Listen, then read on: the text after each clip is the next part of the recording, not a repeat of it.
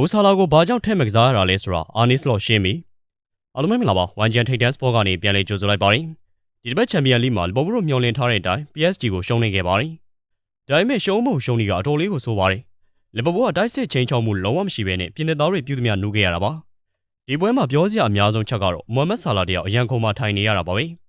အာနီစ်လော့ဟာဆာလာကို10မိနစ်လောက်ထည့်မကစားခဲ့ပဲချောင်းထိုးထားခဲ့ပါတယ်ဒီတော့ရလက်ကလည်းထင်ထားသလိုပဲဖြစ်လာခဲ့ပါတယ်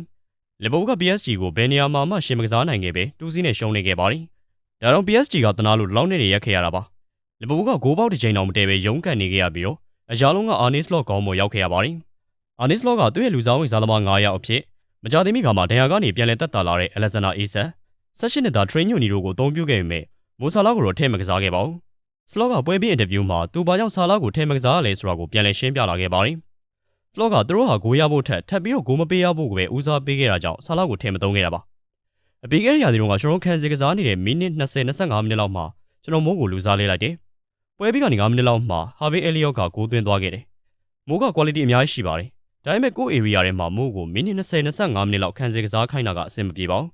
သူရဲ့အင်အားတွေကနောက်ပတ်တွေမှာလာမယ့်ပွဲတွေအတွက်တင်ထားတာကပိုကောင်းမယ်ထင်ပါတယ်လို့စလော့ကပြောခဲ့ပါတယ်အာနီစ်လော့ရဲ့ဆုံးဖြတ်ချက်နဲ့ပတ်သက်ပြီးဆာလာကတော့အင်တာဗျူးဖြေဖို့ညှင်းဆန်ထားပါတယ်မိုဆာလာနဲ့ပတ်သက်ပြီးတော့စလော့ရဲ့စီမံခန့်ခွဲမှုကမှန်သလားမှားသလားဆိုတာလာမယ့်ပတ်တွေမှာဆက်လက်စောင့်ကြည့်ရပါမယ်ကြည့်ရှုပေးကြတာကျေးဇူးတင်ပါတယ်